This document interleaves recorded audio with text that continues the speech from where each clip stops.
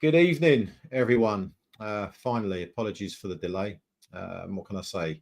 Technical issues, audio issues, IT issues, right? But we're there finally, so hopefully everyone can hear me. Welcome, Brian. Good to see you again, mate. How you doing? Welcome, sir. Very well, despite the game, despite the result, and all that jazz. But I know we're going to break that down. Yeah, we will. What a game to break down. I mean, I was thinking about this earlier on my drive home, and I was thinking, how the hell am I going to spend time talking about, or how are we going to spend time talking about that game today? Because let's be honest, it was pretty uneventful, right, to say the least. 100% uneventful, scrappy. What you saw there was basically two poor teams, right? And it was one of those things where I went into the game not expecting much at all. In fact, I predicted a 1-0 defeat. I thought it was going to be like a mirror image of the game last season when Calvin Phillips got that goal to make it 1-0 to them. I thought it was going to be a carbon copy of that, to be fair. But yeah, the game's out of garbage. It's going to be last on Match of the Day. That would be my prediction. That would be the last game on Match of the Day, and rightly so. And yeah, I mean, did we learn much? Considering it was a game that was considered to be a must-win for Lopetegui, it was one where the players, for me, looked really nervous in the first half. The turnover of possession due to poor passing was quite frightening. If we were playing a better team, they definitely would have stuck 2, 3, 4 past us just due to the poor passing in the first half. So, yeah, again, we can chop it up. We can chop it up. Yeah, we can try. We can certainly try. But let me share with you some data. Okay, I just kind of looked at this a little bit earlier when I got home, because off the back of that result, I'm thinking to myself, most people, from what I've heard so far, are saying that we probably edged that game. Okay, I think that would be kind of a little bit unfair on Everton. Yes, we did have some good chances towards the end. I think obviously Pickford pulled off a couple of good saves. But when I look at the whole game overall, for me, Everton certainly did have some really good spells in that game as well. As you said, two really poor teams, an absolutely dreadful game to watch. Freezing my arse off there. I thought I'd got over my jet lag, but then I nearly fell asleep halfway through that game, mate. It was that bad. But I kind of wanted to look into this a little bit deeper, because, look, I know we looked at Everton, and you and I spoke about this before the game, and we were thinking, well, they're not the worst team defensively. They've actually been pretty good. Last 5 games, 1-2, drew 2, lost 1, and that was the last game against Southampton. So running into this game, which is something Gary and I spoke about yesterday, you could arguably say that they're probably the informed team, right? Nevertheless, let me share this data with you, because it's a bit of an eye opener from my perspective. Okay, so if you look at Everton, right, and you look at pretty much all of the games that they've played this season, and I don't want to bore too many people here, but I think is actually very, very relevant. So against Southampton, they had 305 passes in that game throughout the whole 90 plus minutes. Against Fulham at home, they had 383 passes. Against Ipswich away, where they won 2-0, they made 403 passes. Newcastle away, 310. Palace, 340. Leicester, 330. On average, this season, they typically get in and around probably 35 to 40% possession, okay, of the ball during the game, okay? Against us today, they achieved 51% possession, all right? 450 passes, 662 touches. So from that data, what you can look at that is they achieved more passes, more touches, and on average, more possession against us today than they've had in any other game that they've played this season, right? For me, that just fundamentally shows me there is a problem with West Ham, right? I mean, we know there's a lot of problems with West Ham, right? We can't paper over any of these cracks because I'm sick and tired of it. But there is a problem with West Ham. The way we play, okay, the setup, the formation, everything about us right now for me, when you look at those stats and that data, it kind of opens up my eyes a little bit, because it makes you think, well, wait a minute. How are we giving a team like Everton that much time on the ball, giving them that much possession, allowing them to successfully have that many more passes than in any other game they've played this season, and also letting them touch the ball a lot more than they have in any other game this season, right? What does that say about us as a team? Well, the thing is, I mean, you know, we had a brief discussion before the game and we were talking about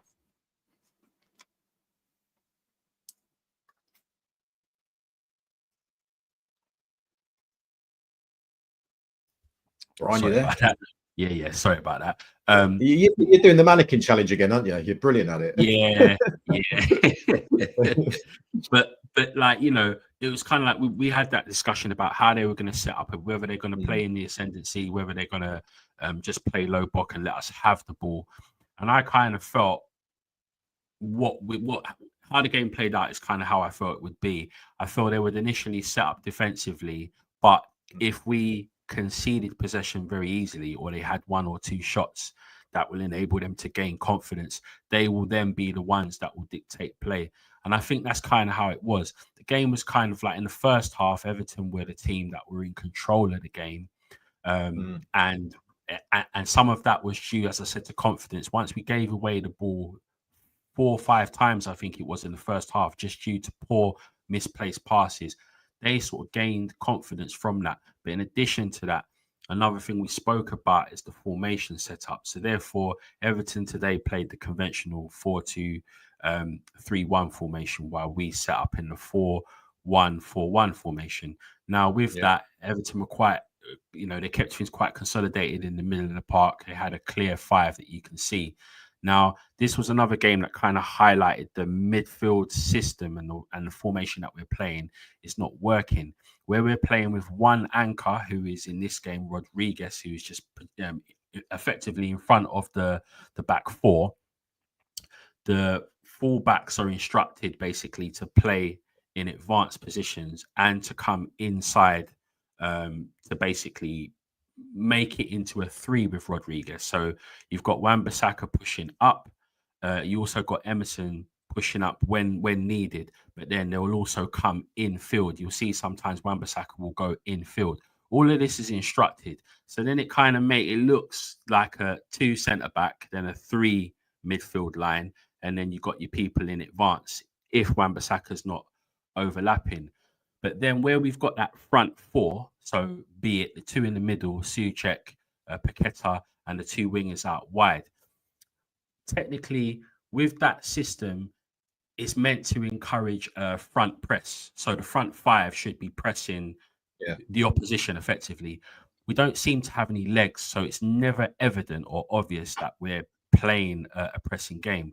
So therefore, what's happening is it's leaving so much room in the fullback areas and also sort of inside central, so to Rodriguez's left and to his right, basically. There's so much space in those areas, and it's just because of the setup where effectively the 4 we got in front are their starting position is very advanced, and they sort of drop back when we're not in possession.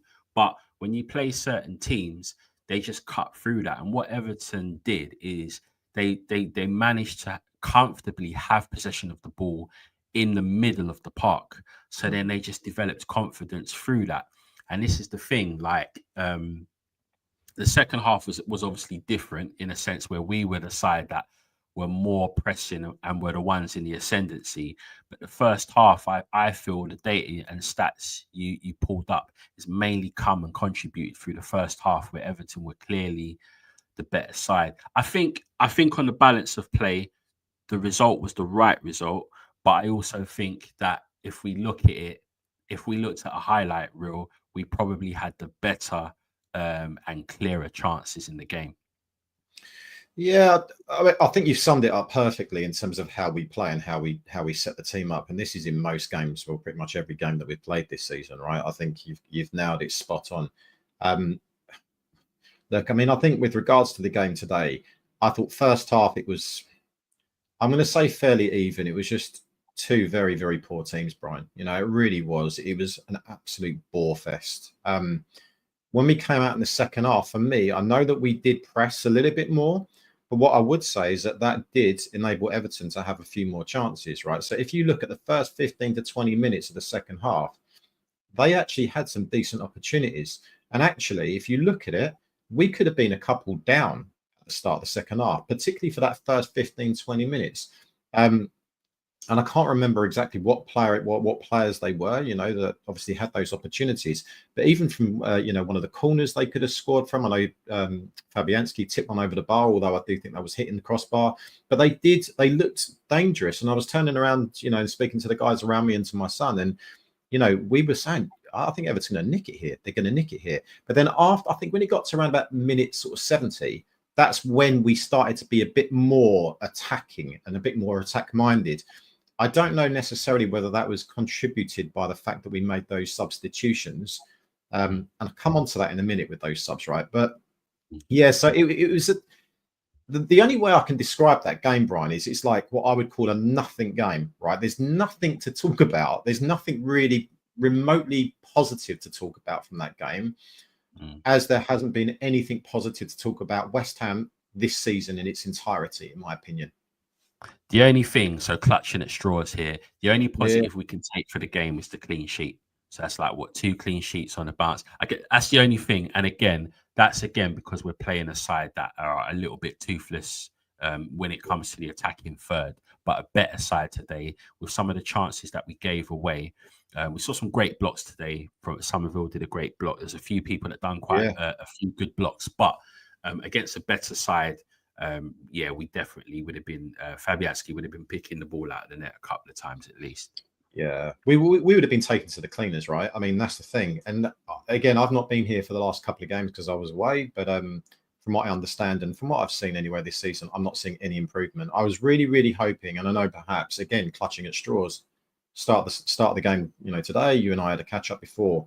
I think we were both pretty kind of pessimistic, I think is the best way of putting it. I think every West Ham fan is pessimistic right now going into any game, and particularly against a game playing the likes of Everton. We should be going into those games thinking, do you know what? We should be able to get something out of this game. But I predicted a 2-1 loss. You predicted a 1-0 loss. I think all of the guys around me that I was talking to, they all predicted a loss today. So you're right. You can take the positive of getting a clean sheet. I think it's a fair point. But damn, I mean, we are clutching at straws here, because the concern here is now, right, we look at the future fixtures that we're coming up after the international break in Newcastle, Arsenal, and then we've got, you know, a run of games with maybe teams in and around us. It's starting to get, for me, I don't say I'm panicking or anything, but actually, if you look at Everton and, if you look at Newcastle and Arsenal, realistically, what are we going to get out of those games? You know, you've got to be kind of realistic. I think, at best, honestly, at best, I can imagine maybe a point. And where does that get us? You know, where does that take us? Because when we come out of that, you know, after those 2 games against, you know, Newcastle and Arsenal, we are going to be sucked right down in the bottom of the table, and we're going to be in a dire situation. So for me, today was a real toothless performance, Brian. It was a bore fest. I hear what you're saying about taking a positive out of a clean sheet. Yes, that's always a positive. It's clutching at straws. It is, mate. I mean, it really is. And I think, look, what's the answer moving forward here? Because this can't continue, despite the fact that we're saying week on week and we're hoping that it's going to get better. How is it going to get better? You know, how are you seeing this? Because I know, like, you know, I really like the way that you analyze games. And I think in particular where you sit in the stadium, you've got a really good view of the whole pitch. You can see everything that's going on. Probably, well, definitely better than where I sit, which is literally right behind the goal, right in the Bob Moore stand. How are we going to improve on this, mate? Seriously, I think, well, there's so much really. I guess, you know, to sort of nail my colours to the mask. If I, you know, when it comes to the manager, I'm definitely not happy with what's been happening. I think he's had a lot of time to kind of get his views and his ideas across, considering the fact that prior to him coming to us, there was a lot of discussion around him, you know, spending 6 months sort of like assessing and analysing the team and the setup and the individuals, etc., prior to coming in. You know, if you include pre-season, I don't know, it's what 20 odd games perhaps, or nearing that at least. So I think there's two sides I see it from, a fact of the manager first and foremost. But what we got here is a situation where Lopetegui has a way that he wants us to play, and for whatever, for one reason or another, it's not working. What he's trying to do is not working, and it hasn't worked at all. I feel what needs to happen is there needs to basically be a compromise in what he wants to do and what is needed. Basically, there needs to be an adjustment, and the first adjustment for me needs to be the system, because the system he's trying to play is not working for us. It's not working for the personnel. We don't have the legs to basically do that. If you remember last season, we started, I think, the first 3 games or 4 games in the same system, 4-1, 4-1. The main difference was we had James Ward-Prowse, who has a bit of legs, do you know what I mean? And he was contributed to pressing along with Souček and Alvarez. But so it worked for a little while, and then David Moyes changed it. I think for the personnel we have, if you're going to play Rodriguez as the anchor, which is part of the problem, because Rodriguez doesn't have legs. Now, he's someone who, on the ball, if he's got time or he's accompanied by a partner, he'll be able to do the basics really well, neat and tidy. But if he's put in a position where he is in our team, where he's the last man chasing, he's going to get majorly exposed, and it's going to look bad only because he hasn't got pace, not because he's a rubbish player. So already, even if you went back to a conventional 4-2-3-1 and you played people in their right positions, I think that would automatically make a difference. In addition to that, I think we as fans need to reassess how our thoughts and feelings about the team, because the fact of the matter is we're not that good. We really are not that good, and our key players at the moment are not in form at all. All of our senior players, all of our, let's call it our star players, you know, your Bowens, your Kudises, your Paquetas, etc. All of those guys, for various reasons, more reasons than one, they're not in form, and I feel there is a percentage of it as well where some of the players need to kind of take some accountability, in a sense whereby we saw it in last season, the season before, where I felt that there were times where the players went against the tactics that they were told. They went against the script, and they kind of looked at each other and said, let's do what we need to do. And I think 2 seasons ago, the Arsenal game at home, the one that we drew 2-2, I think that was one game. There's a few games I can think of whereby the players, to me, looked like they just had a word with each other on the pitch and kind of just started pressing and started doing stuff. So I feel the players are not stepping up to the plate and taking accountability for their side of it as well. But I feel for Lopetegui, I actually feel he just kind of needs to reset now. He kind of needs to be like, right, this ain't working. I'm going to try something different. I'm going to drop 1 or 2 players, let's just say a Paqueta, for example, and not start him. And basically, change some of the tactics, because if you look at our fullbacks, they're not fullbacks that are historically known for attacking and overlapping.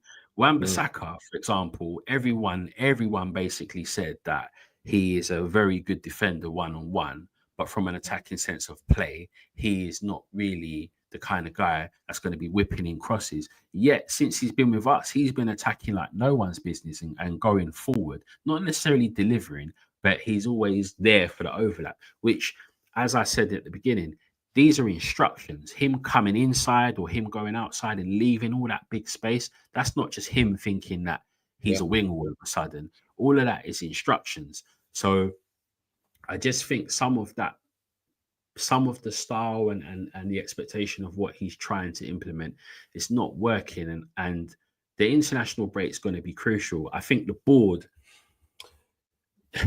look, we can talk about the board for a long time, but fact of the matter is this: with regards to the manager and whether he needs to be changed or not, it comes down to one thing. It comes down to the board and what the level of expectation is. So when they interviewed him for the job, they would have outlined what the target is, what the aims are for this season and for next season. Yeah. So if the expectation from a board point of view was right, this season we want the team to be challenging for Europe and get a European place. If that's the situation, he's not meeting the quota. If it's a thing where they said it's about building and we're going to give you time to build, then that's different. We know our board are not ones that push the button very easily or very quickly. So there's a side to me that thinks that he's not going to get fired. But what I at least hope they're doing is they're drawing up a shortlist. And if they are drawing up a shortlist of possible replacements, they need to kind of consider what it's going to take for Lopetegui, how long he needs, or what situations need to happen for him to get sacked if they're going to push the button. And then the other thing is as well, with whoever they shortlist, it needs to be someone that fits within an identity that they want the club to try to work towards achieving. Because if you've got the identity first and the aims and targets, when you're trying to attract people to that, it should be a lot more easier. You know what I mean? You're getting someone that fits into your values. But if we're just like getting managers and then someone comes in and tries to revolutionize the squad, the personnel, there's a whole heap of money that's going to be spent. It would mean it would take another 18 months and we'll be writing off this season and potentially next. So there's so much to consider, and changing the manager is easier. Is easy to do, but it won't necessarily provide a quick solution. Yeah, no, I agree with you. I think when we came into this season, I think perhaps a lot, and I guess the overall consensus of West Ham fans expected that this was going to be a much improved West Ham in terms of how we play. But I also think that many of us, based on how much business we did in the transfer window, that we would be challenging that top 8, right? I thought we'd finished. My prediction was 8th. Okay, it was. So I think you're right in terms about reassessing where we are, what we've got. But I guess to combat what you just said to me about, okay, it depends on what the board's expectations have been, set for the manager for this season and beyond that, right? So is it European qualification or is it top 8? Then clearly he's failing on that, and in every possible way. If it's about giving him the time to kind of rebuild West Ham United, well, I know we're only 11 games in now, but 11 games is still a lot of games, Brian. It is for me. Yeah. The fact remains, and Gary says this all the time, is about iterative improvement. I love that, right? Just seeing gradual improvement, whether that's week on week or in certain games, seeing improvement. But the reality is, though, mate, we are seeing no improvement whatsoever. Okay, none. I know it's a new system and it's a new style, and I get all of those kind of things, and I'll take it into consideration. But when you think about our players, our previous players, okay, that he has inherited. So, the likes of Kudus, the likes of Paqueta, and I know that's a bit of a bizarre situation with Paqueta and his betting situation, whatever. But Kudus, Paqueta, and, Bowen, so many of those players, mate, they are not even at the levels they were at last season. They're not. So the way I kind of see this is Lopetegui is failing on all possible and conceivable angles here right now, because not only is he's not achieving the kind of milestones of hypothetically getting us into a top 8 position, he's actually failing miserably in terms of actually getting us to play some form of style or have some kind of identity. Because to me and to everyone, yourself included, I don't know what it is.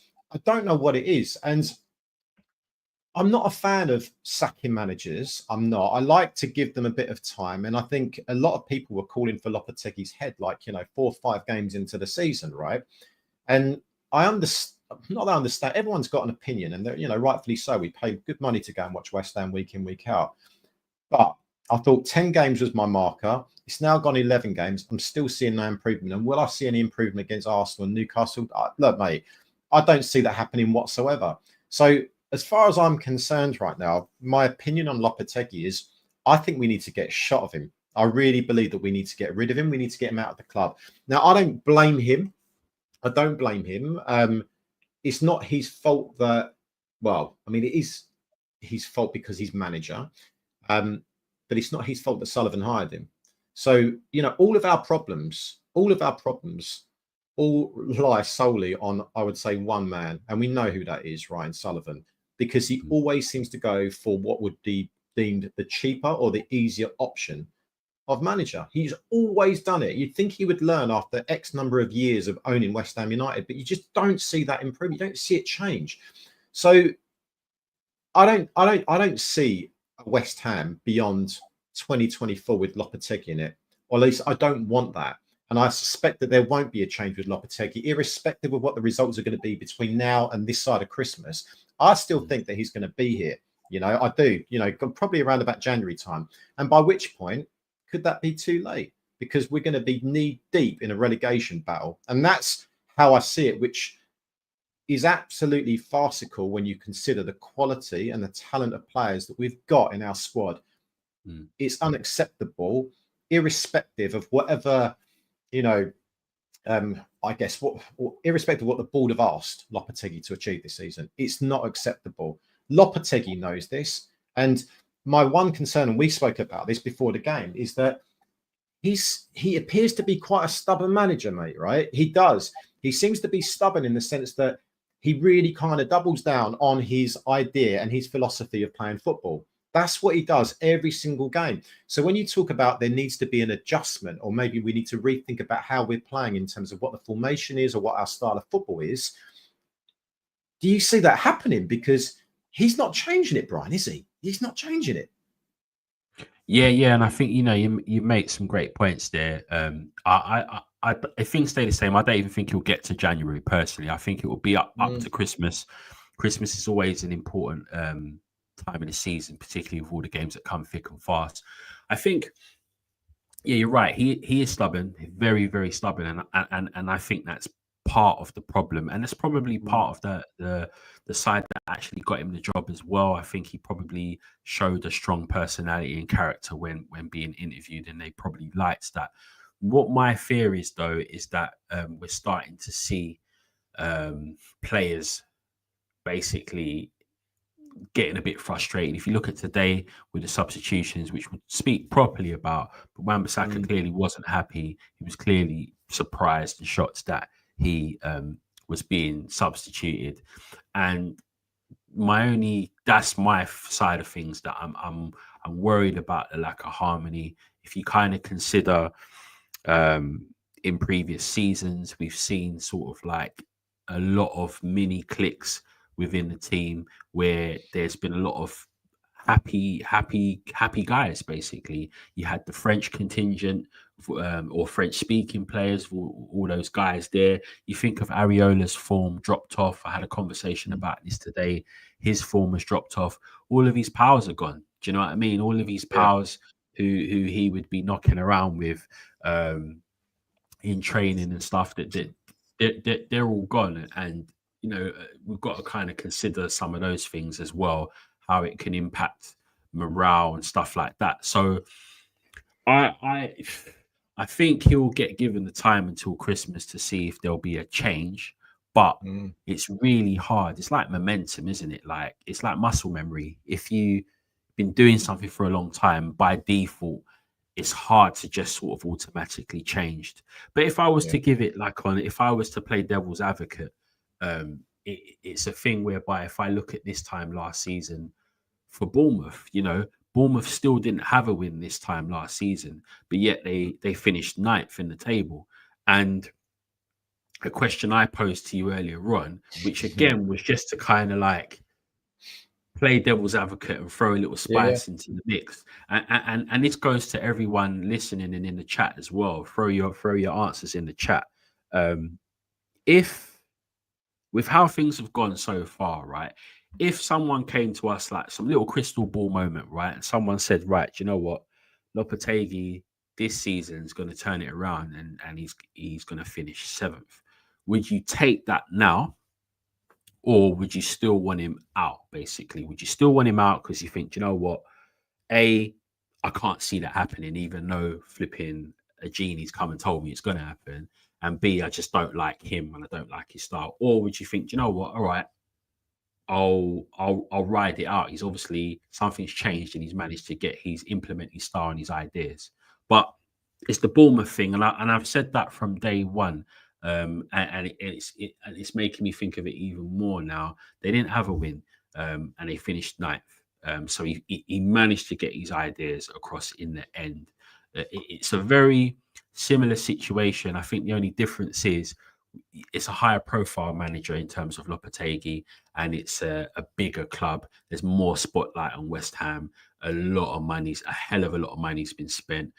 Big players have come in who have not worked. So again, it just makes me think. I think for me personally, if I had guarantees and I knew he's going to turn around, I'd keep him. I would. Mate, you know my answer to this, because when you asked me it, for me it was like, being honest with you, it's a kind of a no-brainer, because when you consider where we are right now, again, I mean, if someone was to say, like, you're guaranteed to finish 7th this season with Lopetegui, in charge till the end of the season, would you take it? Yeah, of course I would. I can't see it happening, but I'd take it, and I think any fan would take it right now, because I suspect that if we were to finish 7th, then something is working, right? Suddenly his ideas, his methodology seems to be working, and it's obviously coming across well with the players, and we're getting the results that we need. So that would suggest that why should he be sacked if we are to end up 7th, right? So of course I would take it, but I am interested to see what the chat are saying, right? And I'll come back. There's loads of comments in the chat, and I will go back to this in a moment, right? I will, because there's loads of people obviously commenting here as well. But look, Damien's put down, I'll take 7th. Results over style always. What's this? So Claire said, I would smash the crystal ball and make them sit and watch this turgid shite week in, week out. Yes, Claire. Yeah. She doesn't mince her words, Claire, to be fair. Obsidian Curse. Okay, I would take a guaranteed 7th, but at this point, I would take a guaranteed 17th. I mean, do you know what? I know that's probably a bit of a tongue-in-cheek comment here, but I would imagine, and look, I'm not here to speak for the vast majority of West Ham fans, but I would imagine that most of us would take that. Of course we would. We just can't see it happening, Brian. Can't. It's an interesting point you make that about Bournemouth, because, you're right. They weren't great, were they, at the start of last season? Dreadful. And then they turned it. But, I mean, again, I can't remember their style of football. I can't remember, because obviously I'm not a Bournemouth fan, right? But it's an interesting comparison to make. But again, I just simply can't see that happening. I just can't see it happening. And for me, he needs to go. We need to be looking at bringing in, and because look, we all know none of us wanted Lopetegui, really. I can't think of a single West Ham fan that I've spoken to that ever said, I'm really, really, really pleased that we've got him. I wasn't. But you're always willing to give the guy a chance and back him because you want him to do well. Of course, we want him to do well. We're West Ham fans. But I want someone, and you raised the point when we were speaking earlier on today about, that kind of like old school idea of managing football clubs and coaching teams, right? That perhaps maybe it's almost kind of ingrained in them that they can't change their style and their methodology, a bit like Mourinho, for instance, right? It was amazing when you go back, 10, 15, 20 years ago. But would he be the same type of manager now and successful? No, he probably wouldn't be, because the game has evolved and it's moved on. So what I would really want, Brian, and again, it's not changed from what I wanted at the start of this season prior to us actually, hiring Lopetegui, was a younger manager. Someone that's got a lot of ideas, someone that is a lot more modern in his approach to the game and understands what the game is about. That's not Lopetegui. You could argue that some of how he's trying to play is kind of a modern approach. But for me, he's not going full throttle with that approach, because why play? And I talk about these fucking high line inverted fullbacks all the time. Every week I talk about it. But if you're going to play this high back line and you're going to play that system, then why on earth are we not pressing high up front of the pitch? Why are we not doing that? I don't see it enough. I see it every now and again, but never consistently enough game on game. And that has got to change, because if you're playing that system, you can't have the mid block. It doesn't work. It just doesn't work. We've seen it so often. And again, why is it that it seems like only West Ham fans see this, right? It seems only West Ham fans see this. This guy is a qualified football manager, coach, whatever you want to call him. He's managed, okay, albeit for 14 games, Madrid. He's managed Spain. He was very successful at Sevilla as well. He should be seeing this stuff, no? Why are we seeing it, right? I mean, I manage my son's football team, right? And I'm saying this stuff. I'm not qualified like he is to do this. Of course I'm not. But then sometimes you do think to yourself, I would definitely not have made that decision. And I honestly think that a lot of the things that I hear from fans are absolutely not qualified. If we actually did implement some of those, things, and we did actually make certain substitutions or play certain players or a certain style of football, probably be a bit more successful in pulling out results, honestly. Yeah, and that's the hard side of it, because he is who he is, and he is a coach qualified. He's obviously come with ideas. He's as he says, he spent a lot of time planning. He's obviously come with this formula. The formula's not working, and he's trying to give it time, and he's ended up chopping and changing personnel. He's ended up moving people around in different games. He's even switched to a few different systems in game and against different teams. And what that's done, it's caused more confusion for not only the players, but us as fans, because it's been really hard to read what's going on. And I think perhaps those are times where he's got a little desperate. I think the last 4 games as such, not necessarily in a row, what we're seeing is a settled system. The personnel has changed, but the system and the implementation of what he's trying to do is a little bit more consistent. However, it ain't, as you know, it ain't working, and it's just a shame, because for me, it just means what happens is, when it comes to your prime players, when you're out of form, when you have a battling season, those guys, the assets we have in the team, become objects that can be picked off by other teams when it comes to the close season. So, and that's what I get. That's what I get worried about. If the harmony's not great, that it will just kind of rip through the squad in a way that we don't want it. But you got international break coming up. If it was me that was manager, I would literally, you need to do some bonding, man. There needs to be some soul searching from Lopetegui and his coaching staff, and there needs to be some sort of camaraderie with the players themselves, because no matter who you bring in, manager-wise, you're still going to be faced with the same sort of situation. You've got Sullivan at the wheel. You've got Stalemate, who effectively is buying the players. So whoever's coming in, they've got to fit within that model. And this is what I'm saying. This is why it's important who you get, because if you get someone who's willing to do that, like Lopetegui was, then it fits within the current setup of the team. If you've got someone that wants total control of everything, you're gonna have to rip everything up, and that's just gonna make us look stupid. And this is another thing as well. I don't want us to become a laughing stock in a sense where we become like a Watford or something like that, where we start firing people because they're not making us progress in the way that we hoped within 7, 8, 9, 10 games. Do you know what I mean? And we just keep sacking them, almost like an Italian Serie A culture, like where we've never really been that club, but we would quickly become a laughing stock. There's people laughing at us already, but whatever in it. But it will become more of a target, I feel, to other clubs and other people if we just start sacking people and stuff like that. But remember, like I said, if I've nailed my colours to the mast, I feel it is time for a change. Personally, I would want to change. There needs to be a change all round. So manager, I would even consider.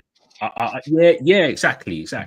I'd even consider changing the captaincy. I would, there just needs to be a reshuffle completely. Yeah, honestly, I agree with you profoundly on everything you said. And one point that you've mentioned in terms of the dangers of, if we do really kind of plummet down the league, you get to the end of the season, let's say Lopetegui gets sacked, whatever, right? And that happens during the course of the season, but we don't have a good end to the season, which is quite possible. Irrespective of who we bring in, it might just be about stabilizing and making sure we stay up, right? I'm hoping that's not the case, but that could happen. The concern there, of course, is that I feel that we've had an opportunity, right? Kind of post David Moyes, we've had an opportunity to bring in the coach that we all wanted. We've had a set of players that, by all accounts, there are some that we can definitely typify as being world class. Kudus in particular and Paqueta, right? They are world class players on their day. Okay. I suspect that we will lose those types of players. At the moment, I don't care if we lose Paqueta because he's not even half the player he was.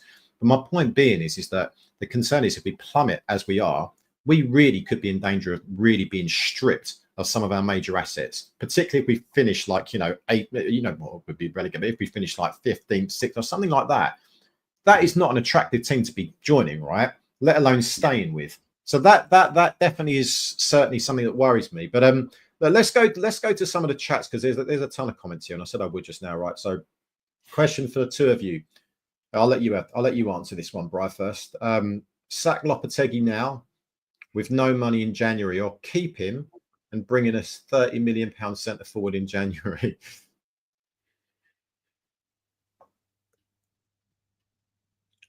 I'd keep him and bring in the centre forward Would you because really? the centre forward situation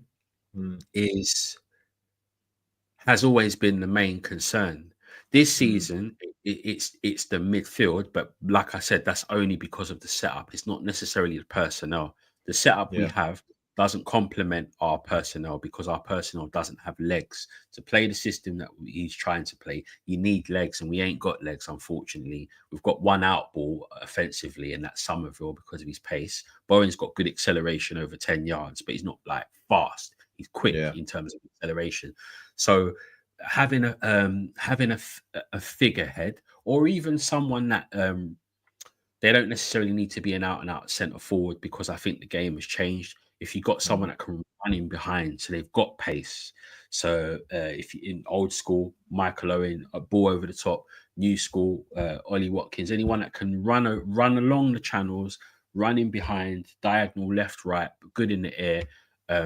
I would take that, because then you've got someone basically who is giving us an outlet up top, and it's making some of our half chances actually be something realistic. So I would stick it out for a bit, because you can still get rid of the manager, but I think that's what we've always needed.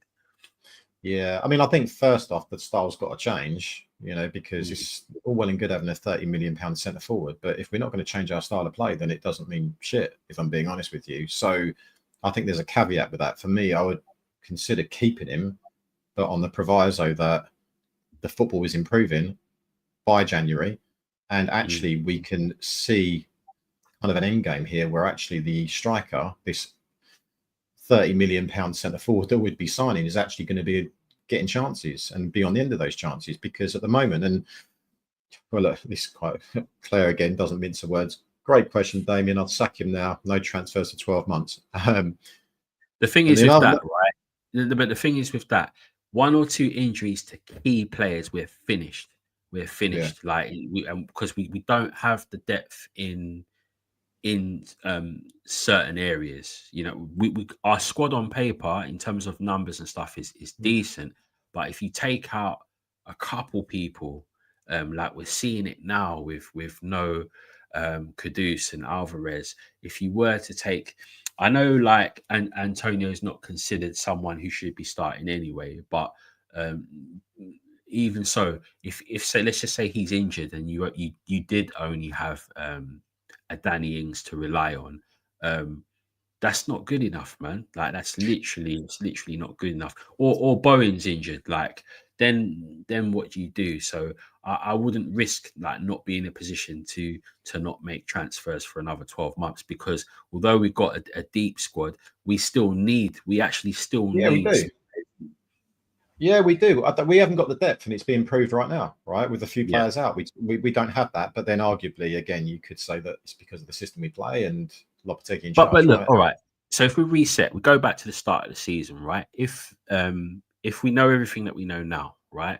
But our striker choice was Duran, do you think that things would be the same now, or do you think it potentially would be different? I know we don't know, but Mm. this is where it's fine lines here.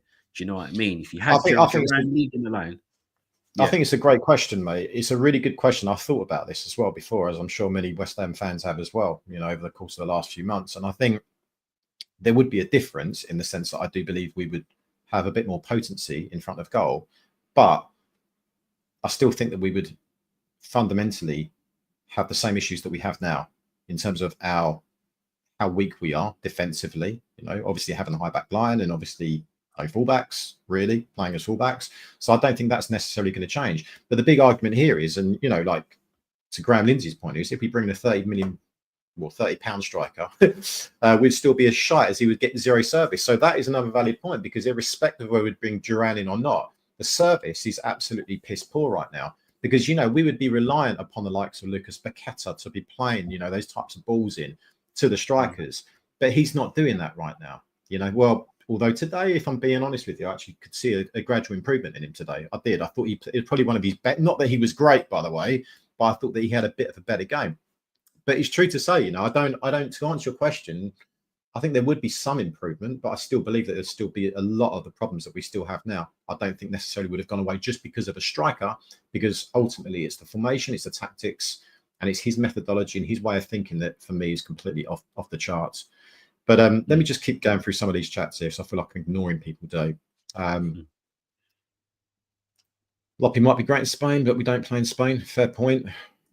Obsidian, do you think Sullivan would be less of a control freak if he was 6'? There's no. I'm not talking about that.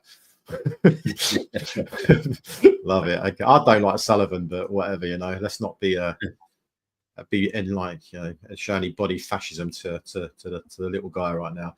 I'm not saying we don't need a striker. Need the striker. Nuts. It's not like West Ham are going to address it in January. That's needs addressing in the summer. We need the right coach first before the players. Yeah, exactly to my point. I think that's exactly what we need, is to have the right coach. It's not just about having players. It's like having a Ferrari, but just getting a learner driver behind the wheel. I'm not saying we're a Ferrari, but we certainly do have a lot of very, very good players in our squad. yeah. Scuds wants Zidane in now. I'll take that. I'll take Zidane in right now. No problem at all. Nah, I wouldn't. Because over Lopetegui, Nah, because I tell you why. Like, and like it may sound nuts, but I think what people have to realize with, say, Zidane is like he would want a lot of things his own way, and the other thing is he doesn't talk. Basically, if people think Lopetegui doesn't talk good English, Zinedine Zidane doesn't even attempt to speak English openly. He can speak. So things like that, I just don't think. Not for me. You It's kind a of fair point. I just want to change, Brian. I'll take you as manager, mate. I'll take you as a manager over Lopetegui. I'm not even joking right now. I probably would. If I could have you on an interim basis up until Christmas, just to turn the tide a little bit, I'd do it. Mate, I'd do it. I think we need to get a vote in, mate. Get you in as manager. All right, let's just go back to some of these chats, right? So Ralph saying Guilherme hasn't had a chance yet. Fulkrug is injured. Yeah, true. Fulkrug is injured, but do you think that Fulkrug is going to be the player that we was hoping we'd sign? Again, it's open to debate. It's open to debate with Guilherme as well. He's slowly getting some minutes now, isn't he? Darren saying, was at the game today, the only emotion was anger and frustration. Yeah, look, I mean, that's what I felt as well. Where I sit, I don't know about you, bro, where you sit on the sort of halfway line, don't you? But what were the fans like around where you were sitting? Yeah, pretty much the same. There was a lot of dismay with regards, especially for the misplaced passes and stuff like that. I think everyone was just flat today. There was like not really much of an expectancy, and we tried at the beginning, tried to get like behind the crowd. I know, like, and the Bobby Moore, we could hear you guys basically were trying to set things up for pretty much most of the game. But that weren't me today, mate. Got to be honest with you, that weren't me. That definitely weren't me today. I love to sing, but shit, I couldn't. I'm finding it hard, mate. I'm finding it really, really hard. I am not going to lie. I was going to say though, Chris, right? So one thing I'm not afraid of is relegation. I don't think. I think we are far better than the teams who are currently languishing at the bottom of the table. When I review the fixtures and I review the games, look at who we've played and how the games have played out, I don't think we've lost to anyone that we shouldn't have. Do you know what I mean? I think all of the people that have beaten us should have beat us. And I put Forest in there as well, considering the season they're having, and considering they were playing at home. I won't go into that game confident. Spurs away, I was optimistic just because it's Spurs and we tend to be a bit of a hoodoo, but not necessarily at their ground. Well, in the early half, yes. But again, they beat us. Ipswich, we beat them. Brentford got away with a draw. Liverpool in the cup got tonked. Chelsea got beat. Fulham having a good season. We got a draw against them. Man City, they beat us. We beat Bournemouth in the cup, beat Palace, lost to Aston Villa narrowly. There isn't really a team there. When you get to the games like Leicester, Wolves, Southampton, the teams that are going to be your 14th down, I don't have no fear of losing to them teams. That's why I don't consider us to be in a relegation battle. But it's just not our aims and objective. Finishing anything from below 12th is not what we planned at all. Like finishing bottom half of the team was not what we planned. So it's just one of those things whereby I don't feel we'll get relegated at all. I don't feel we're going to be in the relegation mix. I don't think we will either. And we're not in a relegation scrap yet because it's too early in the season and there's still a shed load more games to play. But we're in danger of that. And even though you look at those fixtures and the games that we've played, and you say, okay, so we haven't necessarily lost 20 teams that you're like, oh my god, that was a really, But I would kind of counter that and say, well, the manner of certain defeats, the way we've opened up, our defense has been absolutely atrocious. The way we've conceded goals, okay. So I think it's the manner of those defeats. So I agree with you. I think some of those games, like you take it as a given, right? Maybe Villa, Man City, those types of games. Yeah, look, it's fair point. We probably would have lost those games even if we had a different style of play, perhaps. Okay. However, when you look at the games that we did win, the reality is that we probably didn't deserve to win those games either, Brian, right? That's the truth. There's only one game that I can think of this season where you can say, yeah, you know what, that was a well-deserved 3 points. And that was when you and I were talking about it last time, which was the Ipswich game. Yeah. So other than that, every other game, and actually in many cases, every other point that we've got this season, in many respects, I think it's been kind to us. It's been very, very kind to us. I know that, that old cliche of, good teams can grind out results when they play bad.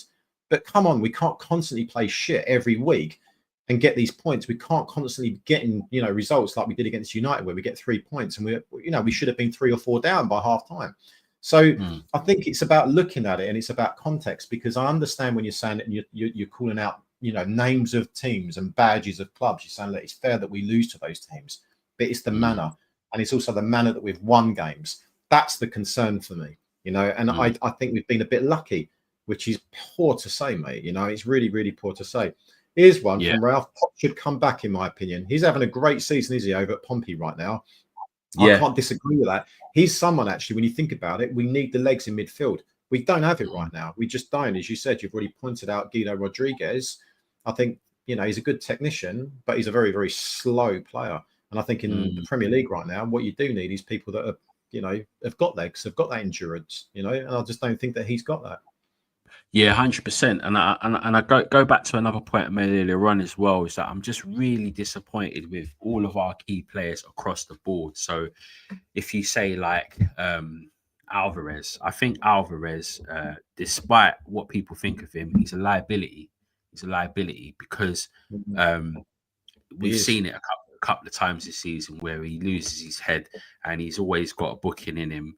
And in addition to that, you know, like when you get players sometimes that think they're better than they actually are technically, he, for me, has always been one of those guys. Now, I'm not for 1 minute saying I don't like Alvarez. I like him as a player, but there are occasions where he doesn't hold his position as a defensive midfielder. He wants to run beyond it, sometimes in an advancing beyond whoever's playing in front of him.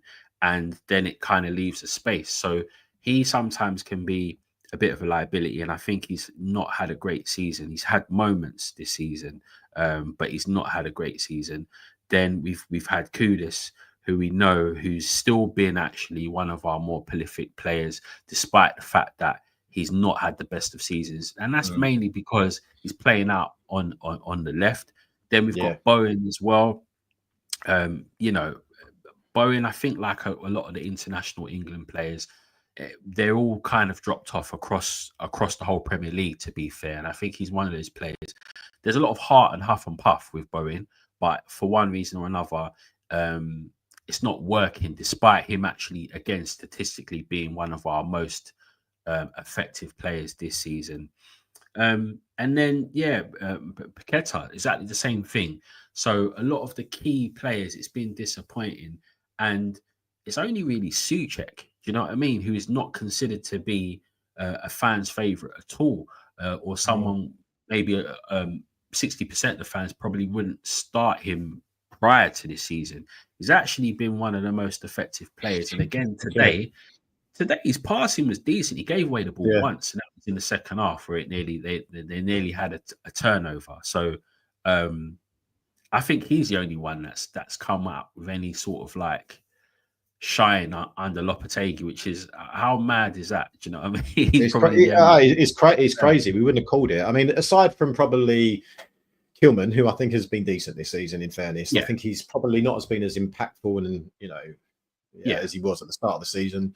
I think Todibo, I'm seeing signs of him. Like, I mean, even today, for instance, I think sometimes you just think, wait a minute, you're taking too many risks here, mate. You know, I don't know if you saw it. We had one where he had Calvert-Lewin up his arse. I think it was Calvert-Lewin or Bessa. I can't remember. And I was like, just fucking get rid of it. Pass it back to the keeper. What are you doing? What are you doing? He was faffing about of it. Then he lost it. And then they were on the attack, right? And they could have nearly scored from that. So I do worry about, sometimes I just feel like we seem to be like a second or two behind every opposition we play. Do you know what I mean? We're too slow. We're too slow in the transition. We're too slow when we've got the ball. We just passing backwards, sideways. It's constantly like that. And it's just like, don't get me wrong, right? I mean, sometimes, I mean, you know, when we look at our time under Moyes, our possession stats were always so low, weren't they? Every single game we typically played, it'd be like 30%, sometimes 20%, right? So our possession is better, but fuck me. It's almost like the football's, I don't want to say worse, but it probably is a bit worse in some respects, because there's no, well, there is consistency because it's consistently shit. It's the truth, but there's no solidity about what we're doing. There's no structure.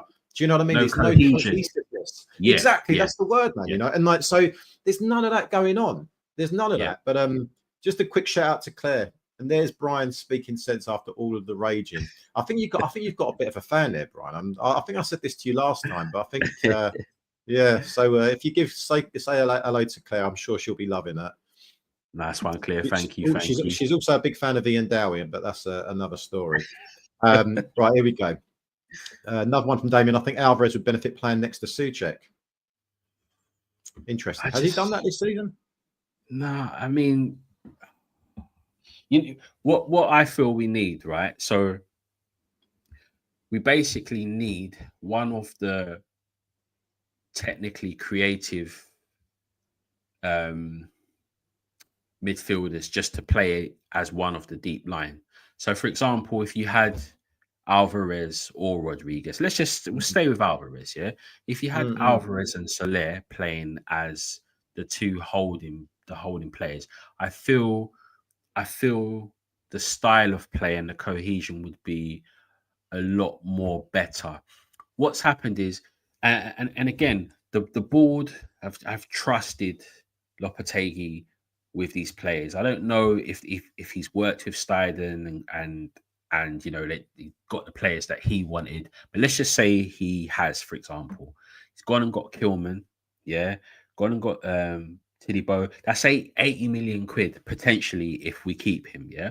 So on centre backs, he's gone and got Soler. What I'm saying with some of these players, right, is that these players are decent. Some of these players are decent. They've come with good pedigree. I've mentioned Soler before. I've mentioned it in this space. I've mentioned it in other spaces that he is a neat and tidy player who I feel could bring a lot to the team. But since he's been there, it's been garbage. It's been garbage Yeah, because he's been shifted out on left wing. We've seen him play as a number 10, then we've seen him play as one of the holding, and it's messy. It's messy and it's making him look bad. Today he came on and he actually played in his right position. And as I said, it looks like we had a little bit of control in midfield from that period, along with Danny Ings pushing from the front and Somerville and Ings sort of really shutting things down. It made us look like that we had a little bit of control. Soler is someone technically, he's a technically neat and tidy, good player, and he's also a set piece taker. And that's one area that we've been terrible this season. Set pieces. Forget corners. It's like we used to get excited when we got a corner because it was as good as like yeah, a goal or a penalty. Now corner distribution has been awful. yeah. Bowen today, he let Emerson take a few, but even so, it didn't really make no difference. We've got no threat from set pieces. Yeah, yeah, no, you're absolutely right, and to James's point, a new energetic centre midfield pairing is what we need. It is, and like for me, there's players that we've been linked to in the past, and I think would have been very complementary to having next to someone like Alvarez would be like someone like Fofana, right? And I think he went to AC, didn't he? So Yeah, he would have been a great player for us. There's yeah, players like him, and even that lad that we're playing up against today at Everton, is it Idrissa Gana Gueye, who plays in midfield. yeah, He's a decent midfield player as well. He's energetic. And that's what we do lack, is that dynamism in midfield. We really do. I think there's been quite a few players that we've been linked to, but we just never ever kind of, do you know what I mean? Just made it yeah, happen. And we yeah, could have. I believe what we could have done. I really yeah, do. I mean, Moyes is fucking guilty of that many times, right? He's had so many players not on the cusp that we could have signed, and he's like, "No, I don't want him. I'll take Calvin yeah, Phillips instead, whatever." Right? Load of nonsense. It really is. That's Randy saying. So we also lack the legs in the middle that provides midfield cover for our centre backs. Yeah, I mean, look, it's exactly what we've been talking about, right? It's the midfield and the fullback areas.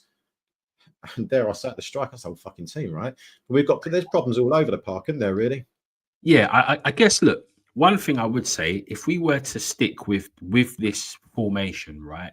There's Mm, one thing I think would be like a good solution that would help our midfield have a bit of legs, and that would be replacing Paqueta for Kudus in the number 10 role or in the double centre mid role with Suchek, because then you would have Somerville on the left, Bowen on the right, Kudus in the middle with Suchek, and all of a sudden now you've got an energetic midfield or attacking midfielders who mm, all would press from the front, and I think that would make a difference, and it would also change the style of play very slightly, rather than looking for those keyhole pinpoint through balls that Paqueta likes to do. You've kind of got someone that's going to grab the ball and run forward, basically. So I yeah, would really like to see that. I'd love to see Kudus in the center playing as a number 10, but having license to kind of switch in game, switch with Bowen, switch with yeah, Somerville in game, and having that fluidity. I wouldn't want to see him up front as a centre forward because I actually think he would be wasted there. He's got yeah. so much running he can do, getting the ball, turn and run. I'd love to see him in that role instead of Paqueta. Yeah, no, I would as well. Actually, I must admit, I think for me, I've been saying most of the season that I want to see him on the right, but it's very hard when you've got Bowen there, because where do you play Bowen? Because we all know Bowen's not a striker, so it's a tough one. But I'd like to see him in the 10. I think he would have a lot to give there. And if you look at it objectively, I mean, we've been playing Paqueta in that role for week on week, right? And he's been totally ineffective. I know we got Kudus out now for a number of games, but I'm sure he would have been a hell of a lot more effective than Paqueta has been playing in the 10. So, yeah, I totally agree with you. Some of who out on the left, Kudus in the 10 would absolutely make sense to me. Here's a question for you, right? So we haven't really spoken a great deal about today's game because the truth is there isn't really a great deal to talk about, with regards to the actual match in itself. However, Somerville, what did you make of him today? I think he was the one shining light. He was a constant threat on the left-hand side. I think he actually used his body really well during the game because he's quick. He used his speed as part of his body strength to wriggle out of situations. I think all he was missing was a goal. That was a really big chance that he had there in the second half, which he knocked onto the post. And I think those are the little key moments where if you score that, the manager can't ignore you from being a permanent starter. So there's fine lines, but I think he was a constant menace and he done really well. He stretched the game. He was brilliant. I think he was brilliant. In terms of him getting pulled off, I think he was complaining. He was showing signs of basically having like some kind of groin/hamstring strain before he actually pulled up and went up. So I think he probably would have stayed on, but the fact he was showing signs, I think that's what that change was all about. I think so. And so talking of changes, right? So we mentioned substitutions earlier, that we were going to discuss this. What do you make of those subs today? 3 changes. Do you know, it's funny, right? Because when I see Lopetegui making these changes sometimes, it kind of reminds me, and I was coaching for like 9 years, right, for kids football essentially. But it kind of brought me back to the days when it was like under 5s, under 6, under 7s, all those kind of ages where you're like, do you know what? I'll bring on these 3 lads now to please the parents. It just feels a bit like that sometimes. It's almost like he brings on a whole heap of players. I don't know whether he's trying to please them or if he's completely clueless, thinking, you know what? I don't know what I'm going to do. I'm going to panic. I'm going to try something different. I'm going to bring them all on. But I know it's not that way, right? Of course it's not. But it does. I kind of liken it today. It just reminds me of, takes me back to when I was a coach. I was like, yeah, right, I'll bring these 3 lads on now. Do you know what I mean? Just to please the parents. But it's a strange one because, to your point earlier on, Wan-Bissaka, why he got pulled, don't really get that one for Soufal. Don't really get it. The only thing that I can think of for me is that Soufal can cross the ball better. Wan-Bissaka, that is quite literally it. What do you make of these subs though? These in-game subs that he does when he makes these, like, typically you never see him make one, do you? It's like good 2 or 3 in one hit. I don't mind that, Right, looking at this game in isolation, the only one I was really confused with was the Wan-Bissaka one. I was probably as confused as Wan-Bissaka was himself, and he took ages to come off the pitch. In hindsight, I mean, Soufal did come on and he contributed to the game, sent a few crosses in, etc. And it was kind of nice to see Soufal a little bit. You know what I mean? He's all heart. You know what I mean? When he's up against someone good, he will get roasted, but he gives it 100%. So it was, from that point of view, it's kind of good to see him. But I found that one to be strange. The Rodriguez one for Soler, I kind of got, because what you're then doing is you're bringing on more of a progressive midfielder, but asking them to basically play in that anchor role, but someone that's going to like bring the ball forward a little bit more. Souček did drop back a little bit as well when that change was made. So he did have a little bit of defensive cover. I was okay with that one. Danny Ings ones for Antonio, that was fine as well. I actually think Antonio had a good game in the first half. Yeah, in the second half, he kind of blowed out. I think he ran a lot in the first half, and he was kind of gassed out.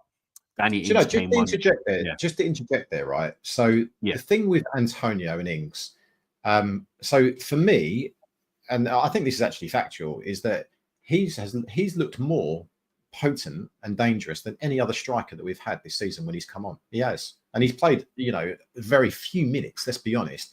So why would we not think of doing something slightly different and maybe starting Danny? I can't believe I'm saying this, because never did I think we'd be in this position where we're saying start Danny Ings, right?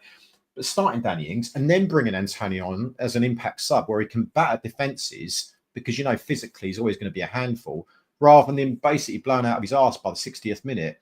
And then the defenders are tired, and then we bring on Ings. I would like to maybe see it the other way around, perhaps, right, and see how that would work. Because you know, it's. I think Danny Ings. He don't get me wrong. I mean, his goal scoring ratio at West Ham has been absolutely atrocious, as it was obviously for the last 2 seasons. But this season, I don't know. I'm seeing a bit of a change in him. From what I've seen of him so far up close, he's looked pretty neat and tidy, mate. I don't know what you think, but he does. And people around me are calling for him to come on now. Last season, oh fuck, not Ings. Now it's like, yeah, get Ings on, get him on. It's crazy that our times change. It is, but I think that's a sign of how bad things are, to be Yeah. fair. And that's no disrespect to Danny Ings. I think Mm. Danny Ings is playing like someone he's playing like he's possessed. He's playing like he's got a point to prove. And there's moments he did that as well last season. And I really like it because he's a nice guy. He's a good professional. And it would be a shame for his career to end it like with the sort of statistics he has now. I'd love for him to start and bang in a few goals, and I wouldn't be against having it reversed in terms of him starting and Antonio coming on. It's just that Antonio's link-up play is a bit better than Danny Ings, but in and around the box, Danny Ings is always going to get off a shot. Today, he you know, tested the goalie twice basically within the time he was on. So. And that's kind of what we want to see. Do you know what I mean? You kind of your players around him would have to do a bit more.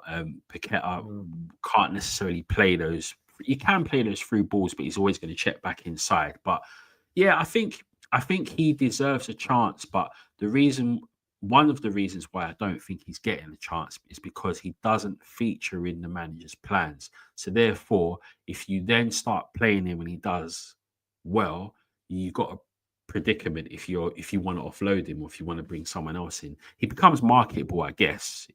But that's the kind of thing when you've got this situation. We tried to get rid of him before the window closed, and he stuck around. When you got those kind of players that don't feature in the plans, and then all of a sudden you start playing them, it's a bit of a tricky one. But he is one for sure that definitely deserves a chance. But just one quick thing, Chris, in terms of the substitutions generally. If I were to say something that Lopetegui does that I actually don't mind is he's not afraid to change it, and the substitutions.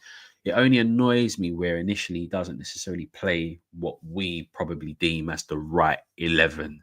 It almost like he brings on the players that then makes the team the right 11 too late. That's the only thing. Every game, mate. Yeah, but I do like the changes. I was wondering what he was going to do today because the bench offensively, he didn't really have much to choose from. So I was very curious to see who he was going to bring on and what he was going to do.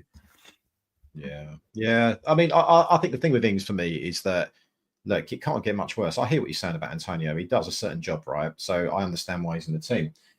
But Ings is sharper. You know, I know that, well, look, in terms of chance creation, it's been pretty poor this season. However, that being said, Danny Ings can create a chance out of nothing as well in the box. He can. I've seen him doing it for years and years and years, right? Half a chance and he can put it in the back of the net. Would Antonio do that? Highly unlikely. I'm not saying it's the long-term answer. Of course I'm not. But what I am saying is why not at least give it a go? You know, why not give it a go? Because you've got a guy there who's probably nowhere near his best anymore in Antonio. Neither is Ings. But Ings is probably going to be a bit more fresher because he hasn't been playing much, has he, really? Do you know what I mean? He hasn't been playing hardly anything. But I don't know. And he's also, you know what? I mean, his comment here from Doug is saying, because Ings not trying training, he does seem to get a chance. Not sure what that means. But I've actually seen videos of him in training. He looks pretty damn sharp, if I'm being honest. He does look quite sharp. But yeah, do you know what? We'll have to see what happens in January. It'd be great if we could bring in a striker, but first and foremost, let's get the manager. That's what we need to be focusing on doing. We could talk about West Ham for a long time, Brian, but it's tiring me out a little bit at the moment, to be honest with you.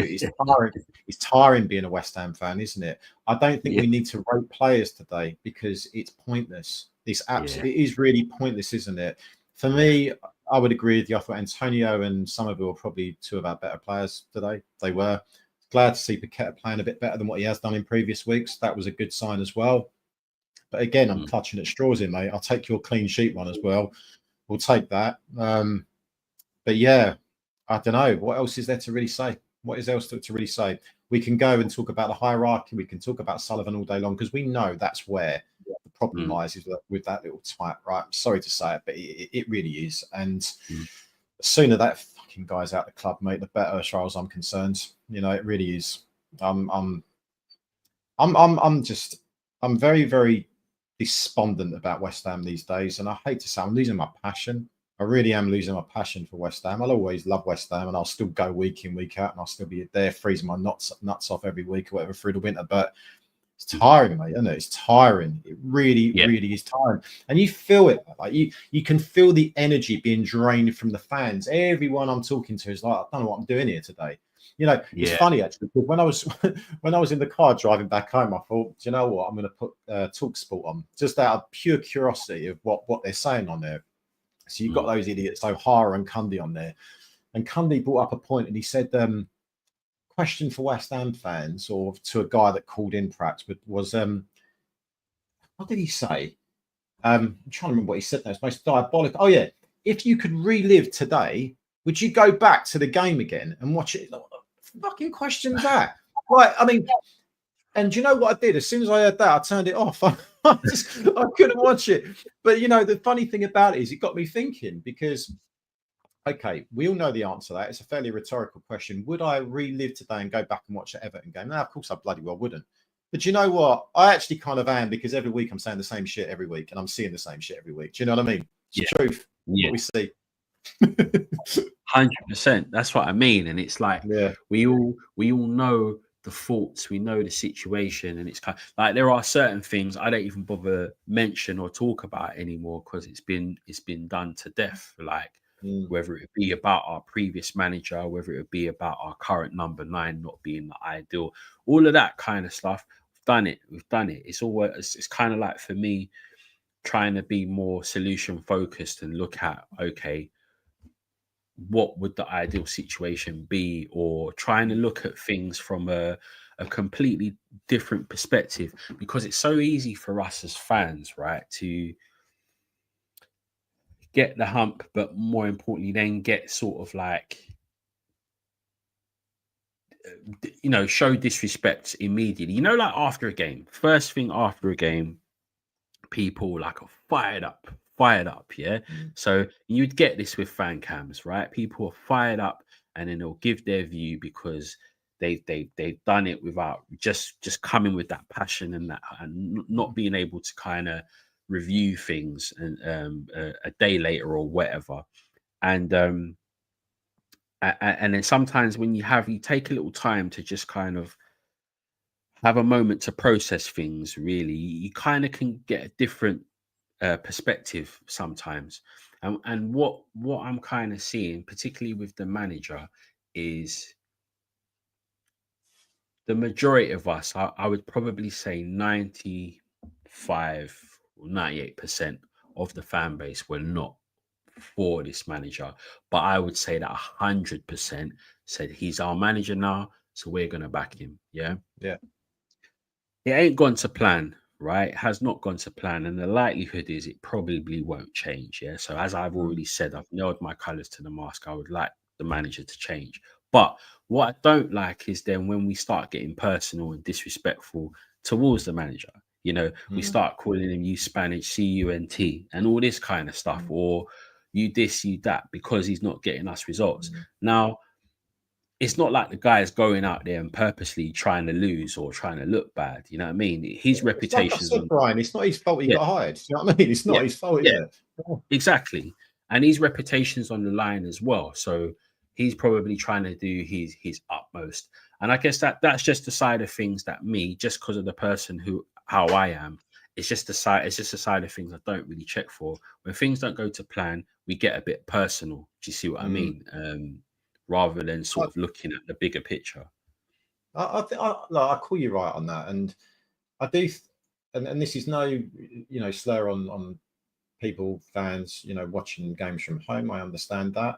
Doesn't make you any less of a fan, of course it doesn't, right? I've not always been a season ticket holder. I used to watch games from home a lot, you know, years ago.